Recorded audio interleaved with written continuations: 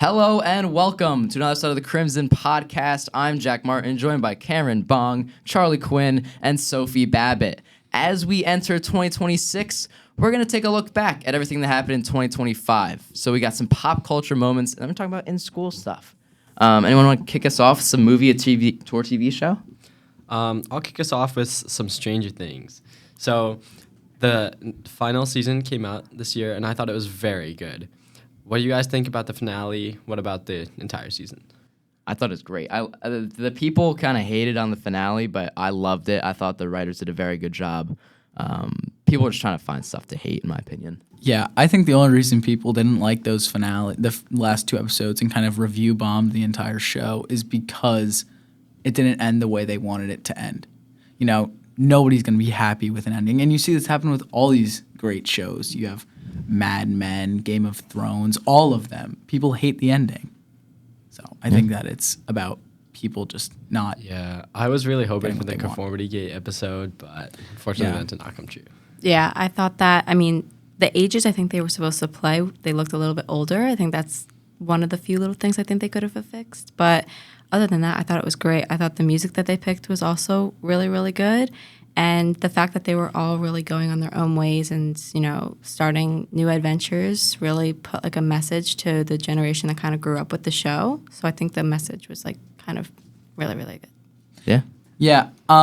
As much as I like Stranger Things, Cam, I think that the real show or movie of the year was the new Knives Out installment, Wake Up Dead Man. And now this one came out really towards the end of 2025, and not as many people have seen it because it kind of came out around the same time as Stranger Things. It didn't really get to build up at that height. But I think that Daniel Craig really played into that role of Benoit Blanc, who he has kind of been able to play well, not really in the second movie, but definitely the first movie. And I think he kind of was able to capture that, fleeting idea of a private investigator that he was able to in the original movie, and he was able to bring it back for that third one. And I think that I'm not going to be surprised when I see that movie's name at the top of the award list this year. I think that everybody in that movie did such a good job. I think that the plot was good, the twists were good. Yeah.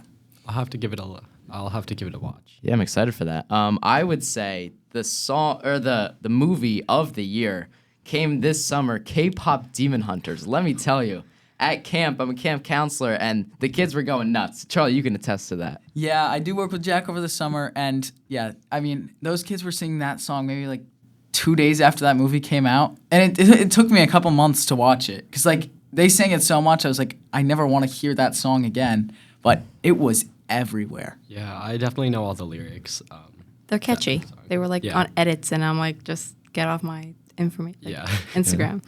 I think that at least my favorite was the F1 movie that came out in June. Very good. I, as an F1 fan myself, I think that there was so much that they did that really put the message of how the sport runs, not only just the cool and the picturesque parts of it, because there are sides that, finance, and then there's the business side of it, and not everybody sees that. So I think they did wonderfully with that. And I also really liked the cameos, obviously. They had all the drivers and team principals, and some of them had lines. But I think that, Brad Pitt did an amazing job having been a washed-up driver coming back to the sport. And I think that I thought it was an amazing movie. Yeah, I watched really that recently. good. Very much recommend. I love that movie.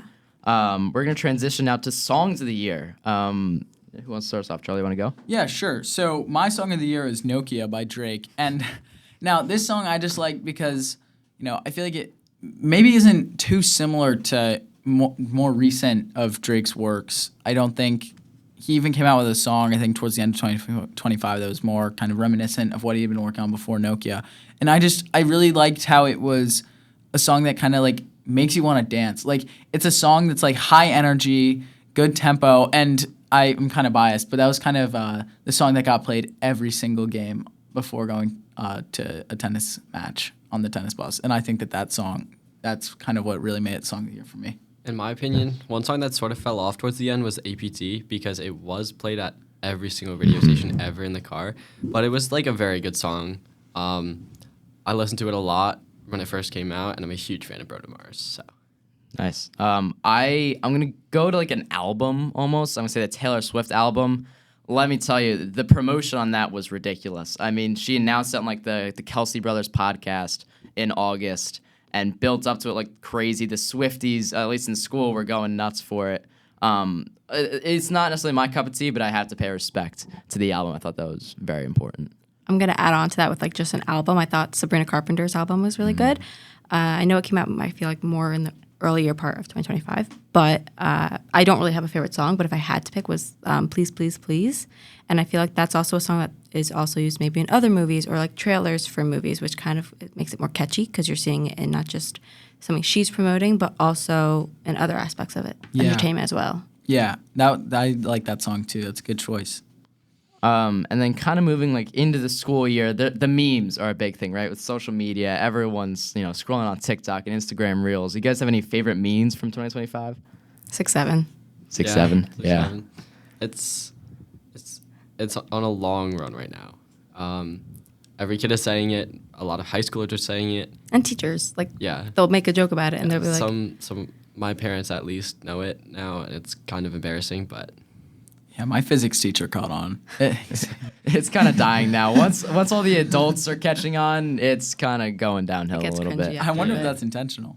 I don't know. I'm sure it is. My meme of the year for sure is the chopped chin meme. I just find that guy dancing on the sidelines of a WNBA game. I find it's so funny because it's so human, Like, and then, everyone's trying to recreate the dance. And I personally, I can never figure it out. I don't know how he moves like that. Like, it just doesn't make sense to me. I don't know. And the song was fun, and it's just so great. And I know I have a couple of friends who go to Boston University, and they're like, oh, yeah, I saw him walking around. And I'm like, it's insane you're going to school with the chopped chin. Like, because people are still talking about him. I just think that meme was so funny because, A, it was so wholesome. It doesn't have, like, any, like, dark meaning behind it like some other memes. But I just thought it was funny. It's light, you know what I mean? Yeah, I think that's what made it so good. All right, now what about sports? Obviously, it was a big year for sports with March Madness and NFL. What do you guys got on that? So for March Madness, I found it really crazy how all the 1 seeds made it to the final. Like, it was just crazy, like, the way it turned out. This is an incredible tournament. It played up to a great Final Four. I really enjoyed it. I mean, my one gripe with all 1 seeds being in the semifinals, Final Four, is that does it show an era of NIL? Are these teams that pay for the best players just going to go all the way? Is there any point in rooting for an upset anymore? There's not that much of like an underdog team. Yeah. I would say it was Lando Norris. He won the 2025 World Championship for F1. And for anyone who knows about the sport, McLaren kind of favorites him over his teammate, Oscar Piastri. And I think that Max, who I'm not going to be biased, but he is my favorite driver, but I could separate my personal opinion and then the stats of how he drives, and if I'm being honest, his car sucked compared to the McLaren. And I think that with a 3-2 point margin at the end for the last race, I think it was honestly more memorable than his win, his Lando's World Championship win. So his success after being 100 points back before summer break and then making that gap close to 3 points, I thought was much more impressive. Not belittling anything, but I thought it was much more impressive. So, yeah. I kind of want to piggyback off Charlie's point. He talked about the NIL, and I think a big topic in the sports world this year was just how much money is being funneled into sports, right? You talk about NIL, like these guys are getting paid to go to programs over other programs, and sports gambling is another thing, another huge issue. We recently saw Emmanuel Clase and Luis Ortiz being suspended for sports gambling. We saw Chauncey Billups and Terry Rozier get arrested in the NBA because of gambling probes. And so I think that's a huge issue with just money funneling into sports in general, and hopefully can be solved once we get to 2026. And yeah, so Jack, something that I think goes hand in hand with funneling a lot of money and gambling into sports is cheating, right? You look at early 2025, February-ish, you see the 2 tennis world number ones, Jannik Sinner and Iga Swiatek, they both go down for doping, right? The ATP catches them for doping, and then you'd expect that they are going to be doled out a harsh punishment. They're using steroids. They've won all these tournaments, and instead, the league gives them a 2-month suspension in the only time that tournaments are running, they're the futures tournaments, right? These guys wouldn't play these futures tournaments. They're already world number ones. Neither of them. I think maybe Swiatek fell to the second or third world rankings. Fine. Does she care? No, not really. Jannik Sinner didn't fall. They had no punishment except a slap on the wrist because the ATP kind of knows these are their two main sources of income, right? What do you do when your world number one is caught for cheating? You look at the MLB 4 or 5 years ago, Fernando Tatis gets caught for doping. Similar story, right? It was in a medication that a doctor had prescribed. That's the story Jannik Sinner and Iga Swiatek used. He, half a season?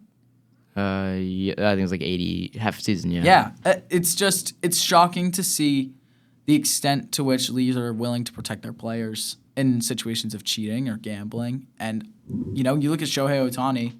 Was he really innocent? Who knows?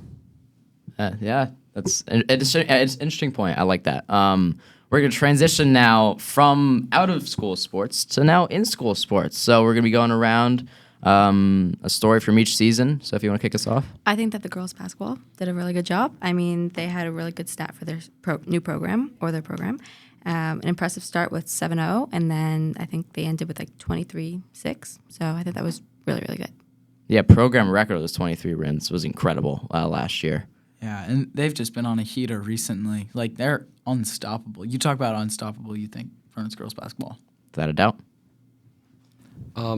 So on the cross-country track side, track last year went to nationals, won All-American by placing 6th at nationals for the DMR, which is insane because there's so many amazing track programs. And even in cross-country, we were second in counties and groups, first in section, and first in conference. And right now, the track is first in the U.S. for the DMR and first in NJ for the SMR, which is just insane. First in the U.S. is remarkable. That's crazy stuff. Yeah, and especially winning 6th place at nationals when you're going up against literal Olympians like Quincy Wilson, that's insanely impressive.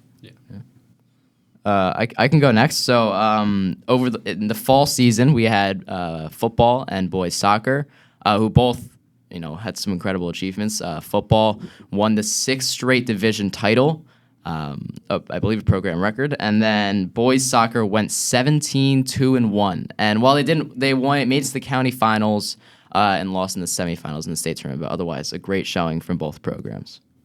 Yeah, and I think another team to look at back in 2025 is Burnet's Golf. Right, they had some impressive showings. You look at the K Golf Classic, 3 golfers in the top 5 out of more than 10 schools. That's impressive. Each school donates 7 golfers to compete. That would be impressive for any sport. Yeah, I mean, and then they won that tournament by 13 strokes. That's almost 3 holes for a good golfer.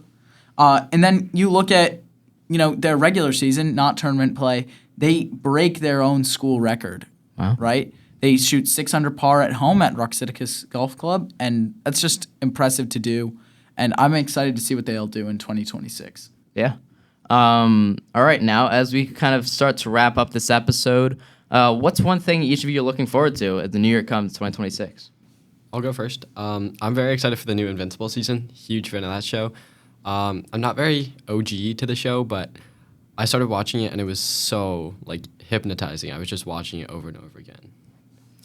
I would say, I know it's in December, so we have 11 months, but Avengers Doomsday, I think that, they're releasing a trailer now, and I think a lot of people, they just went to see the Avatar movie just for the trailer, so they may have watched the Avatar movie, which is 3 hours long. I think that's a lot, but I'm very excited about that as also a Marvel fan.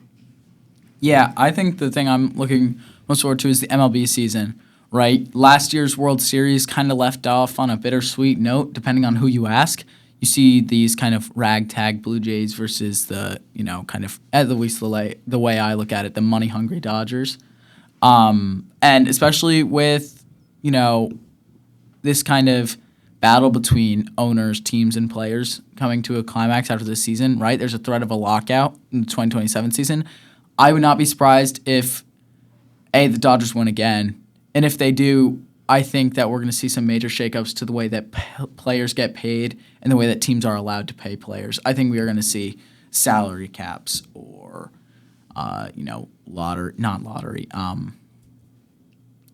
taxes on players. Similar to the NBA, but even the NBA, they're kind of failing to check how their salary caps are working with the whole Kawhi Leonard scandal.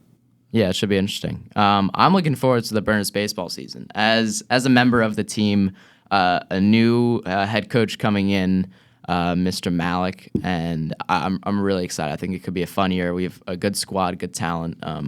See how that plays out. And one more thing I'm looking forward to is the Crimson podcast moving forward in 2026. Huge thank you to everyone who helped us out by both watching and the administration, Mrs. Hunkley, for helping us get this new podcast room. I mean, it's great, right, guys? Yes. Yeah, it's Definitely awesome. getting put to use. Yes, 100%. Much better than last year's setup, for sure. Yeah. So that was a great thing that happened in 2025, and now looking forward to using it in 2026. And with that, that'll about do it for this episode of the Crimson Podcast. I'm Jack Martin, joined by Cameron, Bong, Sophie Babbit, and Charlie Quinn. We'll see you next time.